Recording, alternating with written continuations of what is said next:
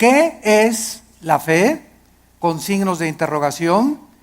Y vamos a tratar de desarrollar este tema que considero que tal vez es de lo más importante que existe elementalmente en la doctrina cristiana para poder comprender qué es la fe. La diferencia entre creer simplemente o la simpleza de la credulidad y la fe bíblica, que son totalmente opuestos.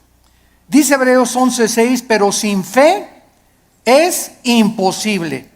Esta palabra imposible significa que no existe ninguna otra manera de agradar a Dios. Ya sea que cuando yo obedezco el mandamiento, maridos, amen a vuestra esposa, la amo porque por la fe que Dios me ha puesto y me ha dicho que yo tengo que hacerlo. Si mi motivación no es la fe, no sirvo. Cuando yo doy dinero a la obra de Dios, tiene mi motivación que ser por fe, agradando siempre a Dios. Amo a mi esposa porque quiero agradar a Dios. Amo a mi esposo porque quiero agradar a Dios. Doy porque quiero agradar a Dios. Siempre, siempre la fe tiene que estar detrás de nuestras acciones. Y si la fe no está detrás de nuestras acciones, no estamos agradando a Dios. Es imposible. La palabra imposible, insisto, significa que no hay posibilidad alguna de agradar a Dios de otra manera. Fíjense qué importante es esta conferencia. Y a continuación dice el Espíritu Santo, porque es necesario, o es implícito, que el que se acerca a Dios, ¿cómo nos acercamos a Dios? Creyendo que Él existe. Si tú te pones hoy en la mañana a orar, Señor, te pido por mi hija, mira que tiene 3 días que se fue mi hija. Oh, Señor, no tengo trabajo. ¿Tú crees que te estás acercando a Dios con fe?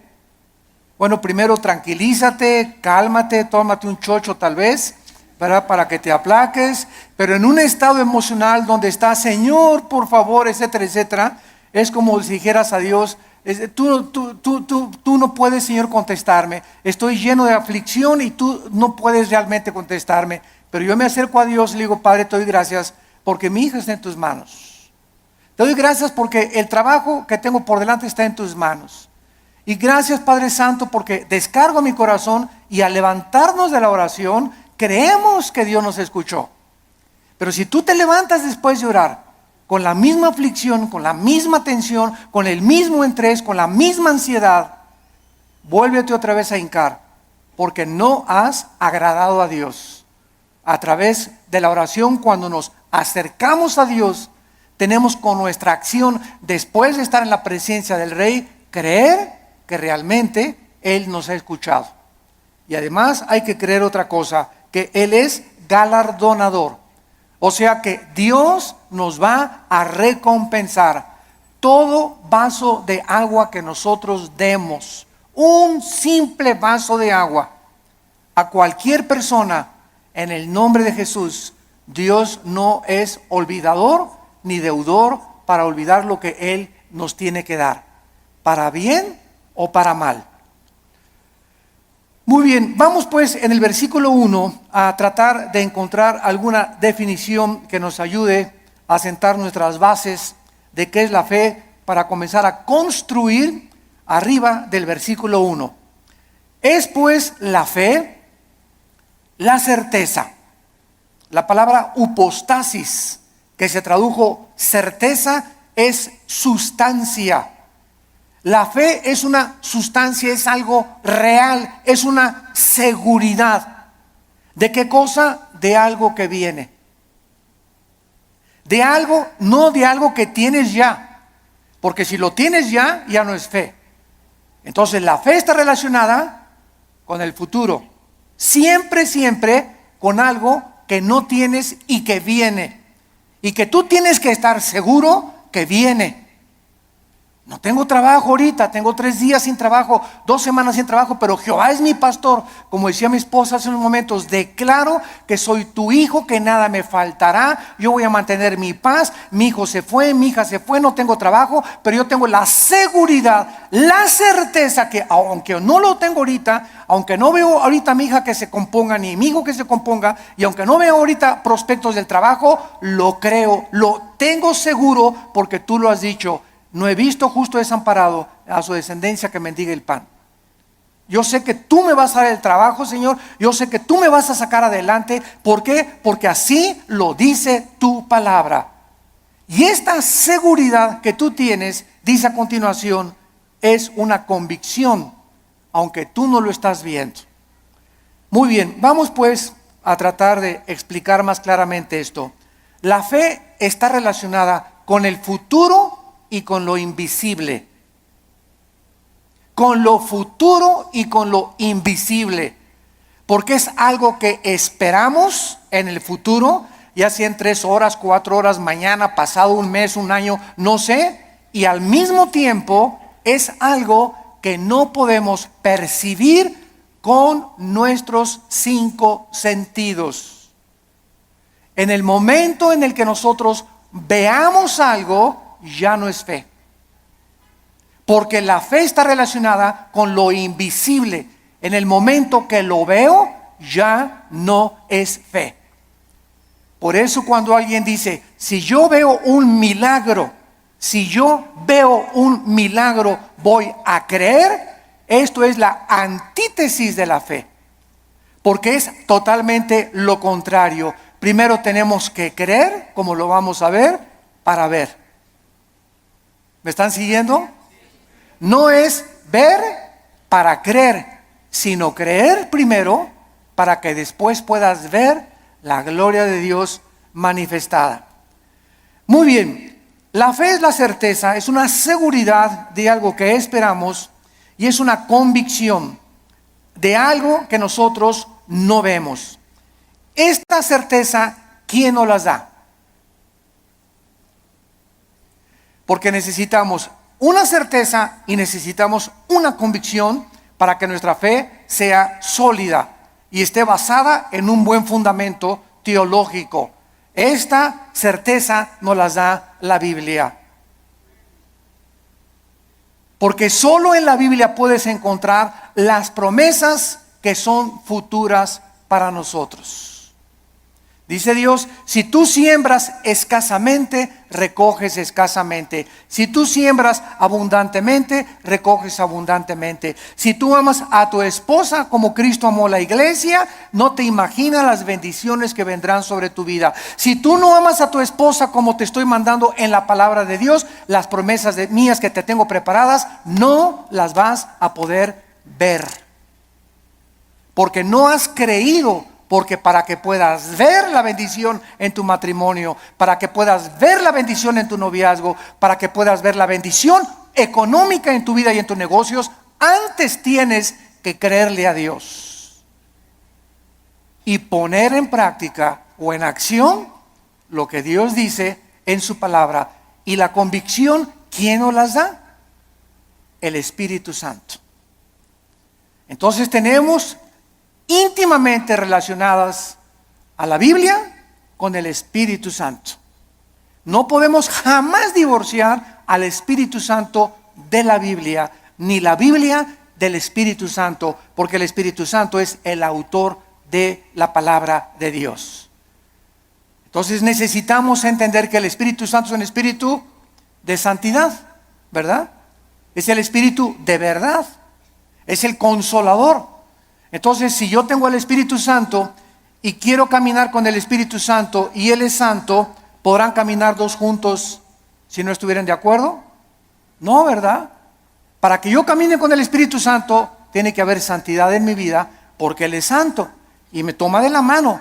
Pero el momento en el que yo camino sin santidad o comienzo a caminar en pecado en la vida, inmediatamente rompo mi comunión con el Espíritu Santo. Me suelta, es tan sensible como una paloma el Espíritu Santo.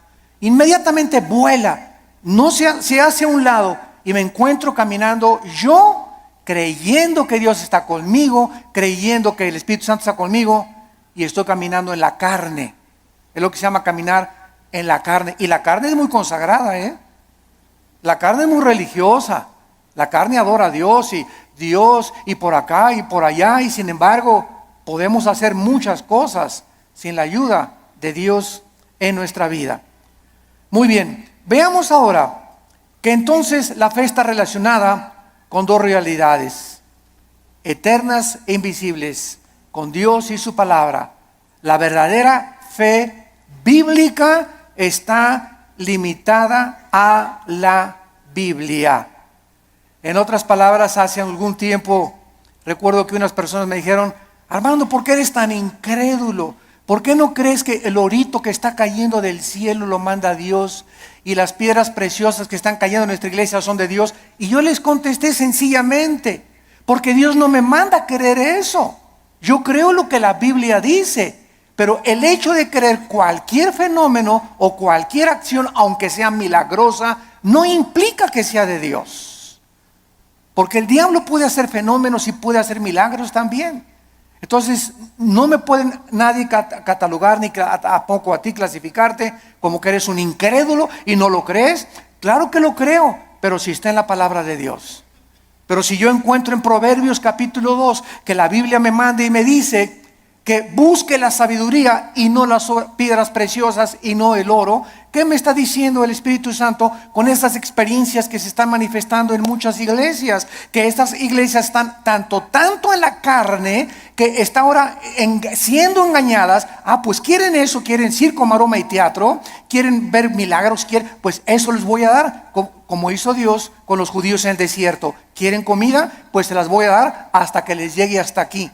Y los atascó de codornices hasta que los volvieron al estómago.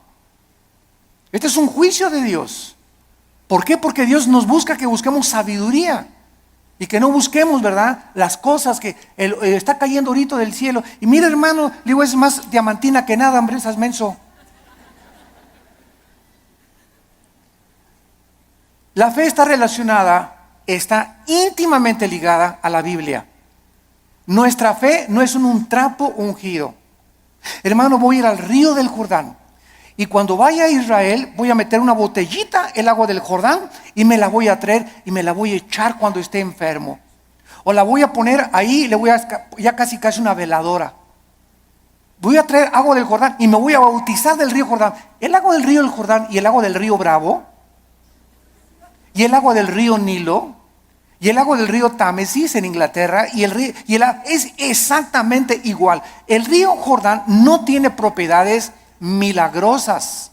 Es el agua de un río donde hace 2000 años el Señor Jesucristo fue bautizado, pero el agua no tiene nada de milagroso. El río es como cualquier otro río, y el hecho que Jesús y el Bautista hayan bautizado ahí no significa que va a ser agua milagrosa. Estamos retrocediendo otra vez a Roma, a la agua bendita. Antes entraba a la iglesia y le metía la mano y me hacía por mí que agua bendita, porque le hicieron así y le atribuían propiedades milagrosas. Esto se llama hechicería. Esto es vulgar hechicería, atribuirle a un objeto, a agua, trapitos o cualquier cosa, poderes milagrosos. Esto es hechicería. Los brujos usan cosas y collares y amuletos, talismanes, patas de conejo. Todo eso está relacionado con el mundo del ocultismo, no con la Biblia. Y les hablo tan claro como el azul del cielo hoy en la mañana, sin tapujos y derecho y a la yugular. Ya no podemos andar con rodeos. Ya no podemos andar diciendo que tenemos que hablar al pan, pan y al vino, vino. Tú tienes que entender ya claramente qué es la fe. Y ya no estar poniendo un objeto como hace algún tiempo. Me vende un trapito y ahí va la gente y compra el trapito ungido. O te mando este anillo que lo compré en Jerusalén. O este collar que tiene propiedades y porque este predicador en tal parte lo anunció, y van y lo compran y se lo cuelgan y le atribuyen propiedades milagrosas, o ponen el trapito debajo de la almohada y se les va a quitar el dolor de cabeza, o va a traer que la maldición se va a ir de su casa. Todo eso está relacionado con el mundo de la hechicería. Eso ya no es fe. Y esa hechicería está entrando a las iglesias cristianas. ¿Por qué? Bueno, hace 2000 años en la iglesia de Gálatas, en Gálatas 5, versículo 1, el apóstol Pablo, si alguien no lo cree, les dice a los Gálatas, ¿quién los fascinó para no oír la verdad? Y esa palabra fascinar en el griego es hechizar. La iglesia de Galacia estaba hechizada, estaba controlada por demonios que habían entrado en falsos maestros y pastores que esta iglesia tenía y que les estaba enseñando a los cristianos. Es que no es suficiente la muerte de Cristo, necesitas circuncidarte, no necesitas poner árbol de Navidad, no necesitas hacer estas cosas, necesitas ahora agregarle a la obra de la cruz algo extra. Cuando la Biblia dice que cuando Cristo murió en la cruz del Calvario, se finí, caput, se acabó, consumado es, no hay nada que agregarle a la muerte de Cristo para el perdón que hemos recibido. Tratar de, después de la gracia de Dios, decir que necesitamos hacer ciertas cosas para completar la obra de Cristo, estamos llamándole que fue incompleta la muerte de Cristo, y esto es una herejía. Hace algún tiempo, bueno, más bien no algún tiempo, hace algunos días, me entrevistaron en un programa de televisión. Y una de las preguntas que siempre me hacen en Colombia, en Guatemala, donde quiera que voy es, ¿qué se pierde la salvación? Siempre me preguntan esa pregunta. ¿Por qué? Porque el 65-70% de la cristiandad cree que se pierde la salvación. ¿De dónde sacaron esta doctrina? De un hombre llamado Jacobo Arminio, que enseñó, y porque hay 5 versículos de la Biblia, nada más 5 contra más de 500 versículos en la Biblia que enseñan que la salvación no se puede perder. Además que es ilógico teológicamente. Entonces, estos 5 versículos parecen enseñar que la salvación se pierde, como si que te borraré del libro de la vida y que te apartaré y la rama, Juan 15, serán cortados, etcétera, etcétera, que parece indicar que la salvación se pierde. O segunda de Pedro capítulo 2, 22 al 24, que el perro regresa a su vómito, la puerca lavada a lavarse en el lodo. Pero sin embargo, cuando estudiamos estos versículos, nos damos cuenta que los sacaron de su contexto. Miren, es tan simple como esto. Cuando una persona dice que se pierde la salvación, ¿qué está diciendo? Síganme con cuidado. Está diciendo que al llegar al cielo, Pedro le va a decir, a ver, Pancho Pantera, ¿por qué te voy a dejar entrar al cielo? Y tú le vas a contestar, por la gracia de Dios, más me porté bien. Igual a la salvación. Eso es lo que se está diciendo. O sea, que la gracia de Dios no fue suficiente. Ahora que ya soy salvo, necesito portarme bien, porque si no me porto bien, pierdo la salvación. Entonces, ¿qué salvación nos dio Dios? ¿Temporal o eterna? Dicen Hebreos 9 y Hebreos 10 que nos hizo eternamente perfectos y santificados. En el momento que recibes a Cristo, recibes la eternidad. Estamos ya en el reino de Dios espiritualmente. La eternidad está dentro de nosotros ya. Pero, y ahora en segundo lugar, ¿por cuántos pecados? Apunta todo esto para que te defiendas. ¿Por cuántos pecados murió Cristo en la cruz? ¿Por los pasados, por los presentes o por los futuros? Por los pasados, los presentes y los futuros. Entonces, si existe un pecado que diga que nos hace perder la salvación, Cristo tendría que volver a morir. Cristo tendría que volver a pagar por ese pecado que te hizo perder la salvación. Porque la muerte de Cristo solamente te perdonó los pasados, pero los que tú cometas, tú eres responsable. Y si hay alguno que cometas, entonces Cristo tiene que volver a morir. Y entonces ya Cristo no murió por los pecados pasados, presentes y futuros, sino solamente por los pasados. Porque los que estás cometiendo, tendría Cristo que estar muriendo muchas veces para estar pagando por ellos. Ahora, si tú cometiste un pecado que te hace perder la salvación, la pregunta de los 64,000 pesos es, ¿cuál es, Pancho? ¿Qué pecado nos hace perder la salvación? Dice 1 Juan, ¿la sangre de Cristo nos limpia? Solo de algunos. Eso dice, ni el homosexualismo, ni el divorcio, ni el transexualismo, ni el robo, ni el crimen, ni el asesinato, ninguno de estos pecados es el pecado imperdonable. Ninguno de estos pecados es la blasfemia contra el Espíritu Santo. El único pecado que no tiene perdón no lo pueden cometer los cristianos, solo los no cristianos, que es la blasfemia contra el Espíritu, rechazar la gracia de Dios. Hechos 7, 51 y 52, que es el pecado que cometieron los fariseos. Que después de ver, después de oír al Hijo de Dios, después de oír la predicación de la palabra, no te quiero, no te quiero, no te quiero. Pero un cristiano, 1 Corintios 12:2, no puede por el Espíritu ni siquiera blasfemar o maldecir al Espíritu Santo. Antes de ser cristianos, todos blasfemamos el nombre de Dios. Todos blasfemamos contra el Espíritu Santo antes de ser cristianos, ¿no es verdad? Todos cometimos pecados tremendos. Ahora, cuando nos muramos, otra pregunta, cuando nos muramos, ¿cuántos van a morir perfectos? ¿Dónde está San Anastasio por aquí? O Santa Rita de Casia. Cuando muramos, vamos a morir en pecado. A lo mejor hoy en la mañana le grité a mi esposo y me muero a las 2 de la tarde, ya me morí en pecado. A lo mejor hiciste una mentira a las 3 de la tarde y te da un ataque al corazón a las 7 de la noche, ya te moriste en pecado. Te pasaste un alto, ya te moriste en pecado si chocas. Todos nos vamos a morir con algún cierto de pecado, pero esos pecados ya fueron puestos en la cruz del Calvario. Entonces tendríamos que ir al purgatorio para pagar por esos pecados con los que morimos y no los pudimos confesar. Todo esto es absurdo y irracional teológicamente. Y podemos continuar así con los pactos, con la gracia. ¿Qué es la gracia, no? Entonces decir que se pierde la salvación es decir que es la gracia más portarme bien o hacer buenas obras para poder entrar al cielo. La fórmula está equivocada totalmente. Estás reprobado químicamente en la teología. La fórmula es la gracia más nada igual a la salvación. Las buenas obras que nosotros hacemos no son para salvarnos. Ya Cristo pagó por todas mis malas obras, pasadas, presentes y futuras. Mis buenas obras que ahora hacemos, síganme con cuidado, Virgen del Socorro.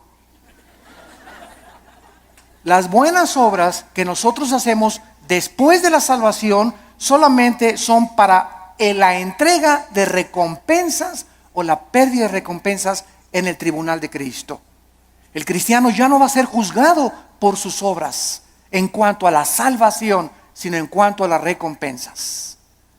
Y la fidelidad va a ser altamente recompensada por Dios, un vaso de agua que hayamos dado, lo que hemos hecho en el nombre de Dios, pero no está relacionado ya con la salvación. Ya hemos sido justificados por la fe, ya hemos sido santificados y ya hemos sido glorificados desde antes de la fundación del mundo.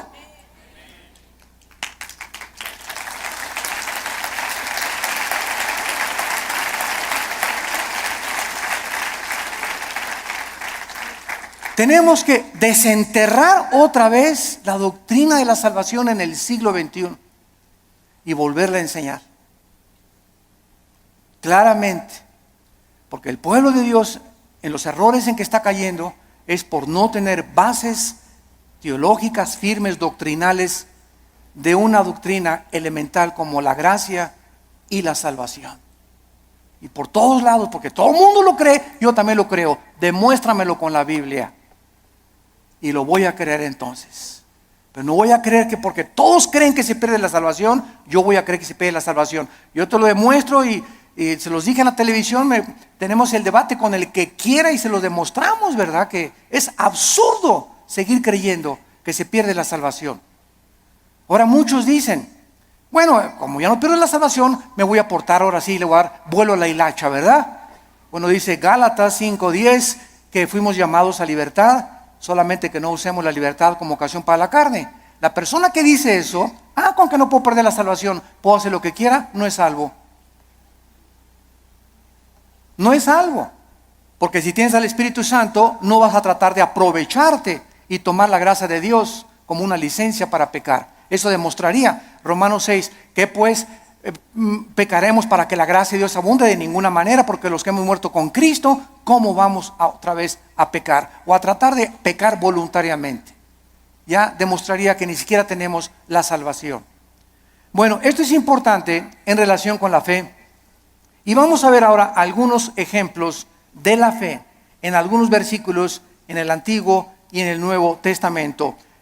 Vamos a ver en primer lugar el Salmo 27, para que veamos cómo operó la fe en el Antiguo Testamento y tengamos bases más profundas acerca de nuestra fe. Vuelvo a repetir, la fe está relacionada con el futuro y con lo invisible. La antítesis de la fe sería ver, porque caminamos por fe, no por vista. La vista queda excluida de la fe. Y si camino por vista, está excluida la fe. Una de otra están excluidas. No pueden ser las dos verdad. O camino por fe sin ver, o veo y ya no camino por fe. ¿Está claro? Es muy importante aceptar este concepto. Si caminamos por vista, ya no necesito la fe. Si camino por fe, no necesito la vista. Cada una excluye, insisto, la otra. Esto es contrario a lo que el mundo dice. Ver para creer. Esa es la filosofía del mundo. Esa es la dimensión en la que el mundo se mueve. Nosotros hemos entrado a otra dimensión totalmente, que dice lo contrario, que necesito primero creer para poder ver.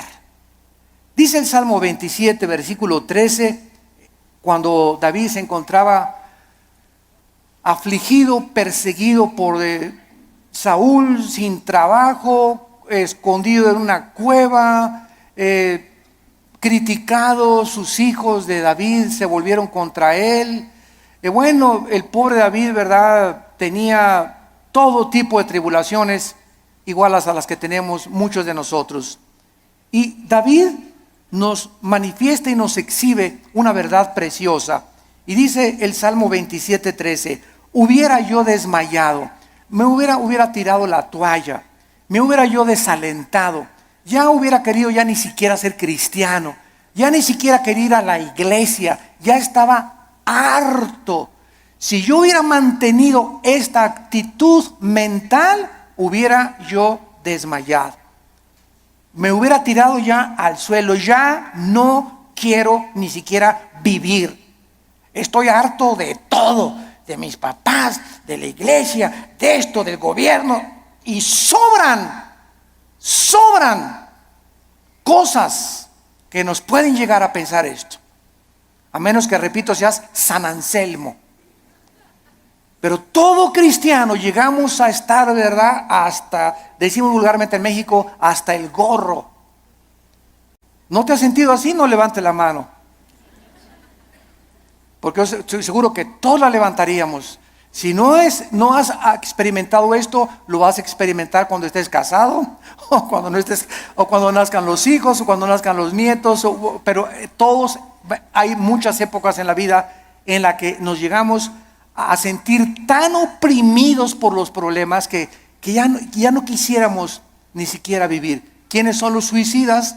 Las personas que se les ha cerrado totalmente el mundo, se han sentido sin ninguna ventana, sin ninguna luz, sin ninguna esperanza, sin ninguna solución más que dejar de vivir.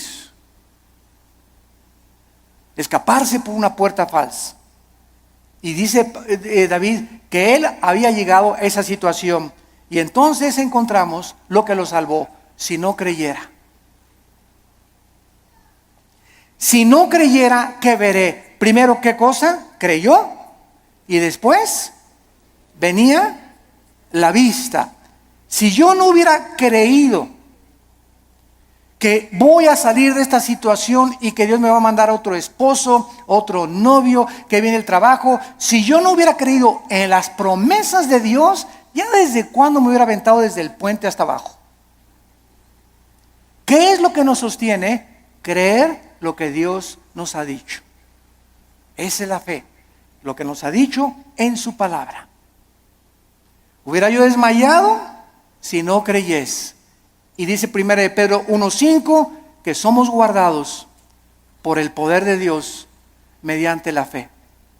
En otras palabras, cuando nos encontremos así, y créame que muchas veces al mes yo llego así en la noche, en la mañana cuando me levanto, con el Señor, cansado, ¿verdad? Con problemas, presiones emocionales, el mundo, el petróleo, la caída del dólar, problemas aquí, problemas allá, familiares. Bueno, sobran cosas para desalentarnos en la vida, sobran cosas para amargarnos, sobran cosas para desilusionarnos. Entonces ahí es cuando, en lugar de que te desmayes y te rindas y digas, tiro la toalla, me bajo del caballo, ya no quiero, andamos así con el caballo, cayéndonos del caballo. En ese momento recuerdo, oh Señor, tú eres poderoso, tú eres grande, soberano, y comienzas a sentir otra vez en el caballo y agarras las riendas. Señor, aunque no lo vea, y aunque vea todo que se está cayendo y no vea soluciones y vea el cuadro oscuro a mi alrededor, oh Dios, yo sé que tal vez hoy en la tarde o mañana veré tu bondad. Me vas a sacar del pozo de la desesperación, me vas a pintar un nuevo futuro, vas a solucionar mis problemas, y por eso sigo en mi caballo y rajámonos pinto, échele velocidad y vamos adelante. No te me rajes, México lindo y querido.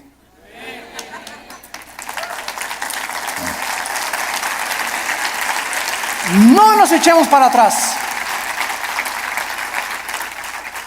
Vamos 2-0. Puro gringote de 1.90, 1.95. No, ya no la hacemos. ¿Cómo que no la hacemos? ¿Cómo que no? Dile, ¿cómo que no la hacemos? Y eso de veras nos infunde ánimo, porque es un cuadro físico de lo que espiritualmente debemos hacer nosotros. Crecernos al castigo.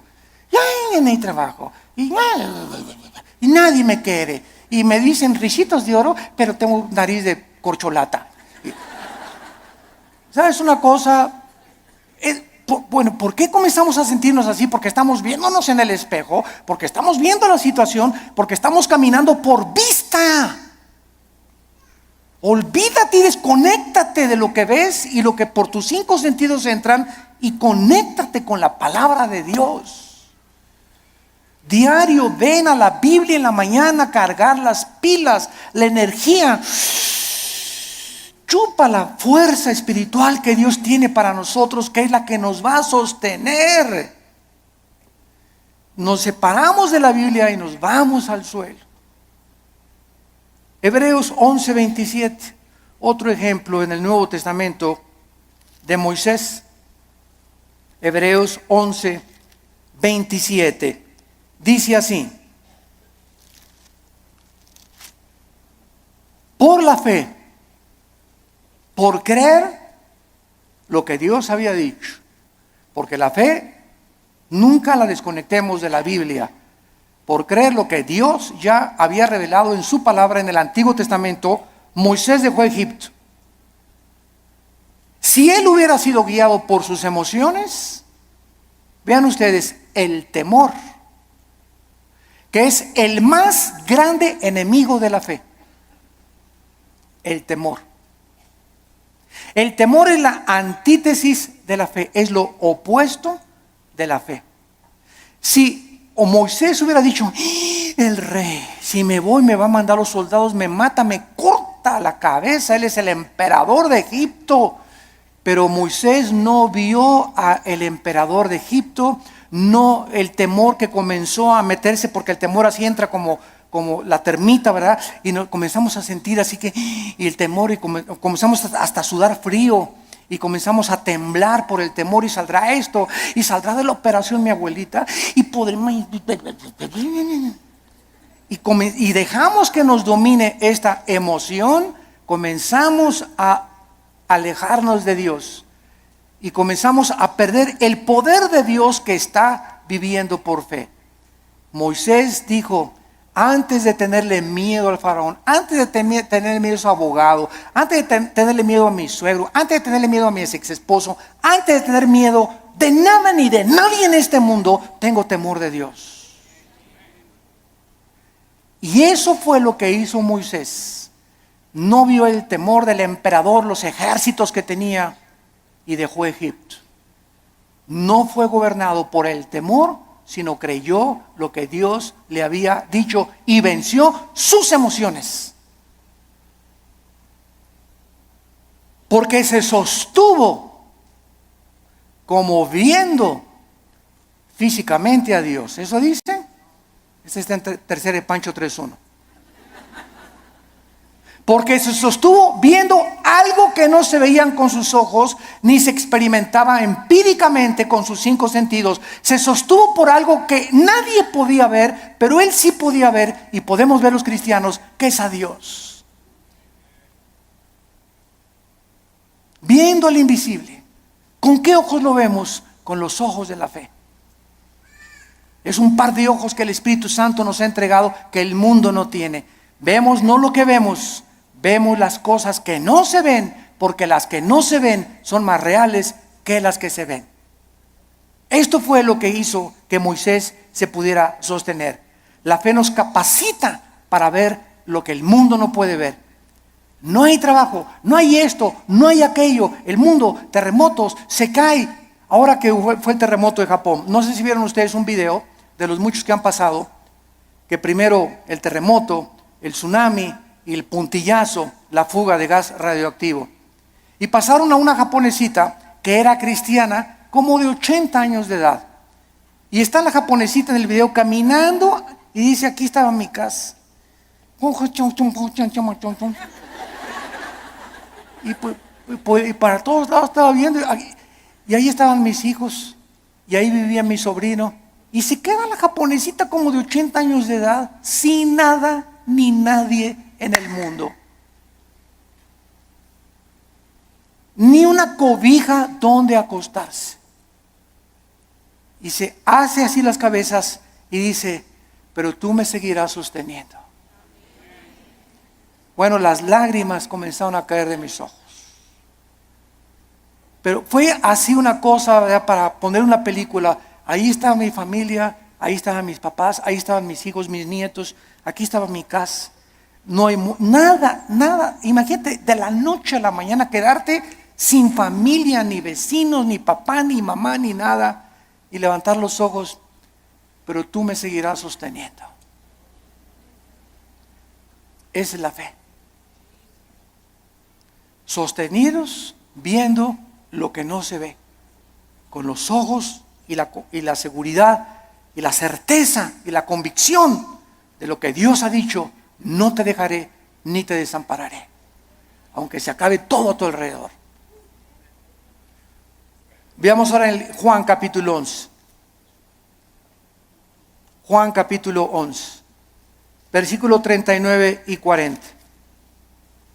Se muere Lázaro. La familia de Lázaro eran las hermanas Marta y María.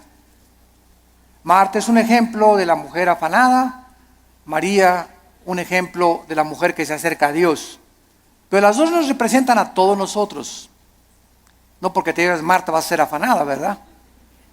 Pero es un ejemplo solamente de que todos nosotros padecemos esta debilidad, de que muchas veces queremos ver para creer, y tenemos que dominar esa tentación y ese impulso de nuestra antigua naturaleza. Entonces aquí en Juan 11:39 dijo Jesús: quiten la piedra. Marta, la hermana del que había muerto, dijo: Señor, y he de ya, porque es de 4 días.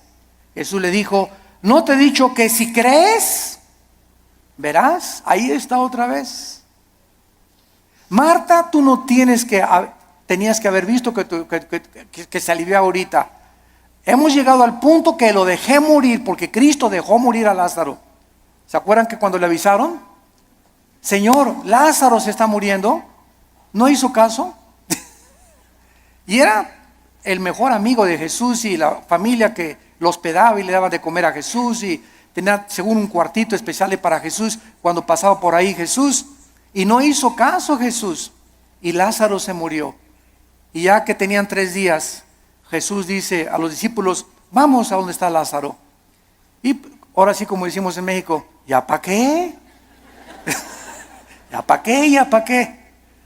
Pues ¿cómo que ya para qué? Pues eso decimos nosotros, pero no lo dice Jesús ni Dios tampoco. Y llega Jesús, los discípulos: ¿ya para qué, Señor? ¿Ya para qué? Ya pierdes tu tiempo. Y es que todo, dice Cristo, lo hice llegar a este punto, y te estoy haciendo llegar a este punto donde pierdas tu trabajo, donde tengas esa enfermedad, donde pases esto. Estoy llevando las cosas al extremo para que cuando estén en el extremo, ahí pueda yo ser grandemente glorificado por tu vida. Yo cuántas personas he visto que se enferman de cáncer y que son sanadas y que dicen: Dios mío, hasta los médicos, pero esto es un milagro. Pero si no hubiera sido esa enfermedad, no hubiera sido glorificado Dios. Si no hubieras perdido tu trabajo y un trabajo te viene milagrosamente, ¿cómo podrías decir: Señor, solo tú pudiste haberme dado este trabajo? Fue un milagro. Así como ayer la selección mexicana fue un milagro que ganara. Pero aquí no se mete, ¿verdad?, la fe.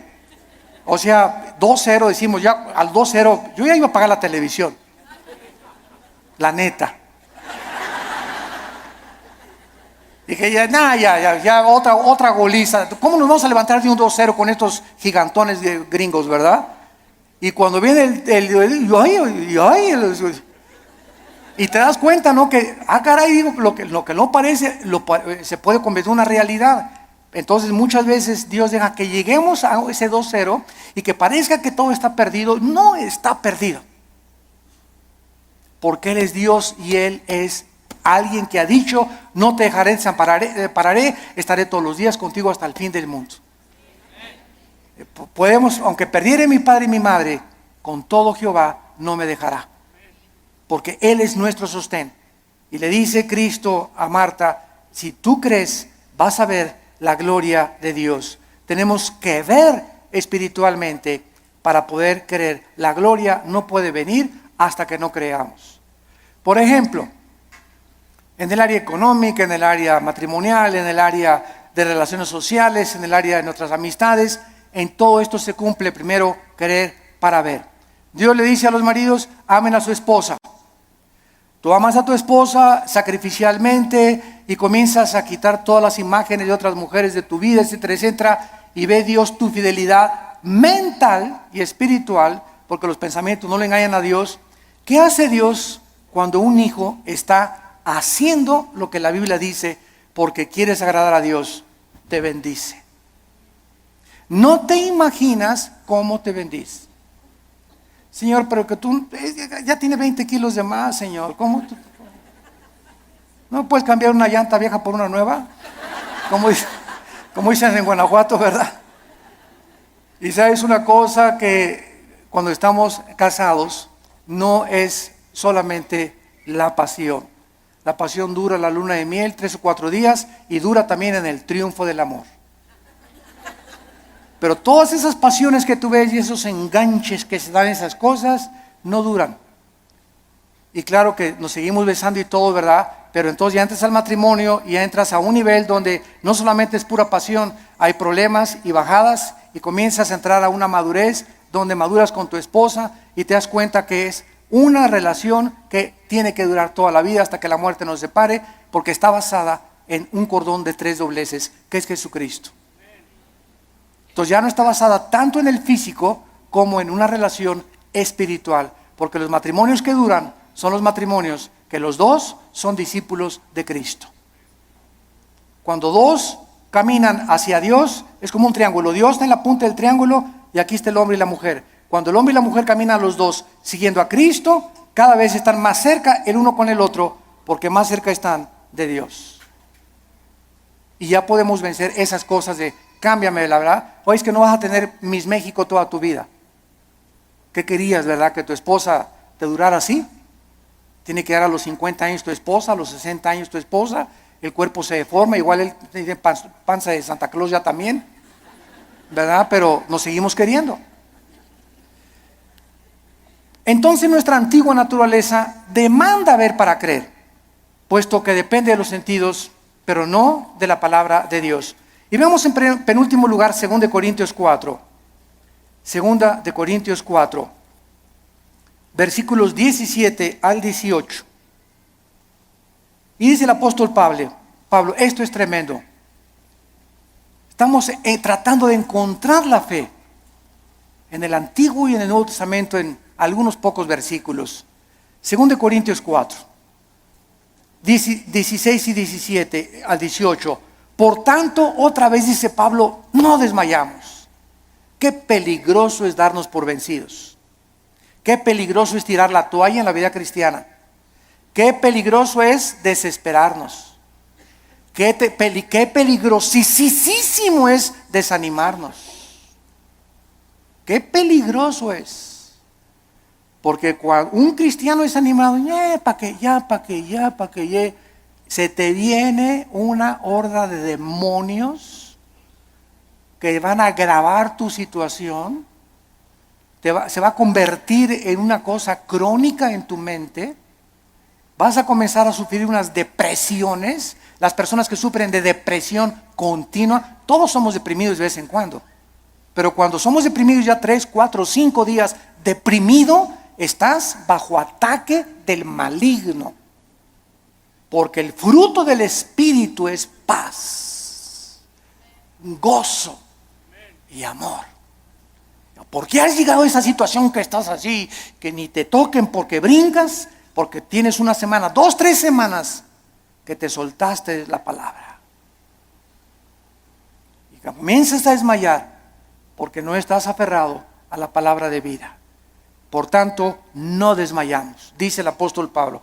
Antes, aunque nuestro cuerpo exterior se va desgastando, el interior, no obstante, se renueva de día en día. ¿Saben ustedes que lo peor que existe para una persona es verse en el espejo? Bueno, claro que tenemos que peinarnos, ¿verdad? Y rasurarnos, etcétera, etcétera. Pero cuando ves, ya tengo 50 años, viejito, ya. No, ya tengo 70, ya para qué, ya voy de salida. ¿Cómo que vas de salida a los 70 años?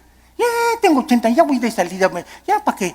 ¿Cómo que vas de 80? A los 80 años Moisés fue llamado por Dios. A los 80 años Caleb le dijo a Josué, dame más montañas para conquistar. Cuando comenzamos a vernos físicamente, no, pues es que dicen que a los 60, a los 70 se deteriora el cuerpo. Eso dice la ciencia, pero dice uno de los salmos que cuando nosotros confiamos en Dios, seremos fructíferos como las palmeras, tendremos fuerzas como las del búfalo y creceremos como los cedros del Líbano para continuar anunciando la justicia de Dios.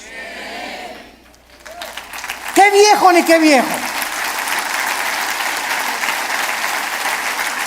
Dejemos que nuestro cuerpo se siga desgastando. Yo les he hablado tantas veces de nuestra abuela materna que murió hace algún tiempo, de 97 años de edad. Mi abuelita 97 años ya no usaba bastón. Nunca se convirtió a los casi 80 años de edad, después de haber sido 30 años presidenta de la Acción Católica de México. A los 80 años de edad, vivió todavía 17 años más a los 97 en sus 5 sentidos. Y se levantaba a las 7 de la mañana, se emperifollaba y se ponía su loción Sanborns, se cubría todo, ¿verdad? Y caminaba, era la loción famosa en aquel tiempo, ¿verdad? Y la más barata también. Y estaba a los estudios y la llevaba a los estudios en la mañana y en la tarde. ¿Ahora dónde vamos, hijito? Me decía a las 5 o 6 de la tarde el domingo. Le digo, abuelita, tú a tu casa y yo a la mía, le decía. Porque todavía traía cuerda a los 95, 96 años, traía cuerda todavía, porque, a ver, y vamos a ver una película mejor de Walt Disney, ¿no? Y llévame a cenar, abuelita, que me desgastas, abuelita, me dio más de 50 años de edad, pero ¿qué era lo que la sostenía ella? Y que era, nunca, siempre el gozo, siempre contenta, ¿verdad? Regañando a todos y por aquí y por allá. Se parece mucho a mi mamá, ahorita ustedes la conocen, a la generala y mamá, ¿verdad? Sobre todo los que van a Liti. Pero esa es energía que necesitamos tener. Y no estar, ya tengo, cacle. El interior se va renovando. Y este cuerpo corrupto vas a echar a los gusanos y al panteón y vamos a resucitar. Así como una semilla contiene un árbol y fruto y ramas, esa semilla, ahí está todo. Así cuando se siembra va a resucitar en un cuerpo glorificado.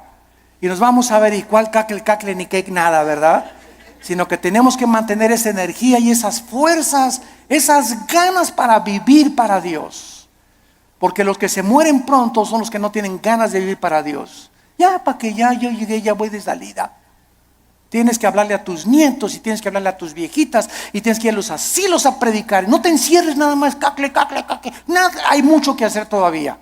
La energía la tenemos por dentro. Y olvídate por afuera, no te veas en el espejo. Ve lo que Dios está haciendo internamente con tu alma. Dice Pablo, porque esta leve tribulación momentánea, miren nada más cómo considera Pablo la vida. En primer lugar, los problemas, las aflicciones y los sufrimientos son leves. Dice Pablo, es como si un mosquito me hubiera picado. Todo lo que he sufrido, las pedradas, la persecución, me arrastraron, mis hijos me dejaron, a mi esposa las violaron, fui castigado por Dios. David y Pablo, todo lo que sufrió y lo encerraron en la cárcel, todo ha sido leve y además temporal, momentáneo, porque Pablo no veía y como un perro, pobre de mí, ya no me quieren ni mis nietos, se acuerdan de mí, ya nadie me quiere. Y comienza a ser como un perro ahí en el rincón, lamiendo tus heridas y compadeciéndote, y esa autolástima que va a hacer que te hundas y te pintes más rápido. Que te vayas, más rápido. A veces me olvida que no estoy con los jóvenes. Es leve y es temporal. Produce en nosotros un cada vez más excelente peso de eterna gloria. No mirando las cosas que se ven. No mirando las cosas que se ven. Ahí está otra vez la fe. Si miran las cosas que se ven, nos desmayamos, nos desanimamos, nos hundimos. Miremos las promesas de Dios, sino las que no se ven, porque las que se ven son temporales, pero las que no se ven son eternas. Gracias por tu palabra, Señor. Señor, gracias por alimentarnos, edificarnos, animarnos con tu palabra. Gracias por aclararnos tantos conceptos que están siendo atacados. Estamos siendo invadidos por doctrinas extrañas que se han acabado aceptando como si fueran la verdad. Regresemos a la Biblia. Volvamos otra vez a abrir las páginas santas de la Biblia para que el Espíritu Santo alumbre nuestro entendimiento y podamos ver la gloria de Dios en la faz de su Hijo Jesucristo. Gracias porque sin esta fe, sin creer en lo que tú nos has dicho, no existe ninguna otra manera en que te podamos agradar. Porque así tú, Señor, lo has determinado. En esta mañana muchos de ustedes que nos ven a través de la televisión y aquí presentes, tal vez eran crédulos. Y tú le llamabas fe a lo que te habían enseñado en tu familia o en tu religión, sin saber en qué estaba basada lo que te habían enseñado. Pero la fe requiere de conocimiento, porque necesitamos conocer, porque viene por el oír y el oír por la palabra, para que tenga una fe que salve tu alma. Ven a Cristo en esta mañana, entrégale tu vida diciéndole estas palabras: Señor, te doy gracias porque creo que en la cruz tu Hijo Jesús murió en mi lugar, que a los 3 días Él no se quedó en la tumba, tú lo levantaste de entre los muertos, dándome la garantía que yo también volveré a vivir juntamente con Él. Señor Jesucristo, te pido que entres a mi vida. Me arrepiento de mis pecados. Lávame con tu sangre preciosa. Sé para mí mi Señor ahora y mi Salvador, porque quiero ahora ya no vivir conforme a lo que veo con mis ojos físicos, sino con los ojos espirituales que en este momento me estás trasplantando tú, para poder ver tu gloria en tu palabra. En el nombre de Jesús, amén. Gracias a Dios por su palabra. Gracias a Dios por la Biblia. Vida Nueva para el Mundo se sostiene y propaga el mensaje de salvación de Jesucristo. Gracias a Dios, provee recursos para crear una comunidad y organización sana. Llevemos juntos el Evangelio de Jesucristo al mundo entero. Realizamos eventos, seminarios, congresos y diferentes programas para dar a conocer el mensaje de salvación y el poder de nuestro Señor, transformando y edificando vidas.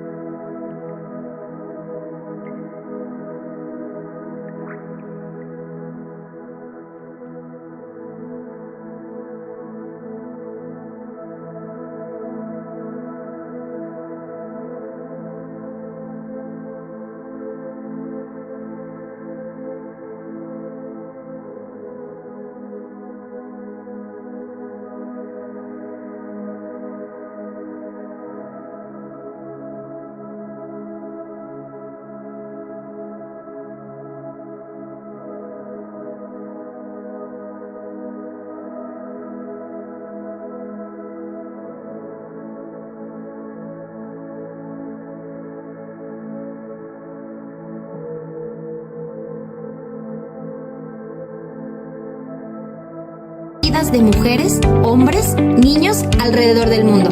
¿Qué pasa cuando decides hacer tu donativo?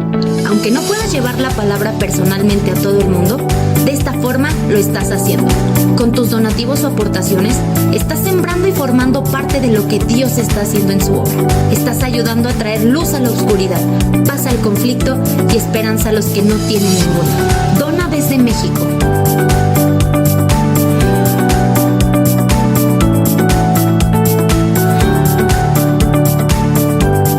Desde Estados Unidos.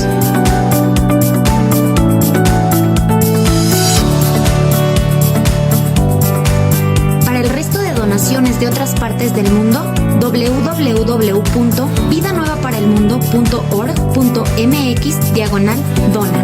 Estamos cumpliendo la gran comisión. Por tanto, vayan y hagan discípulos a todas las naciones, bautizándolos en el nombre del Padre, del Hijo y del Espíritu Santo, enseñándoles que guarden todas las cosas que les he mandado. Y he aquí que yo estoy con ustedes todos los días hasta el fin del mundo.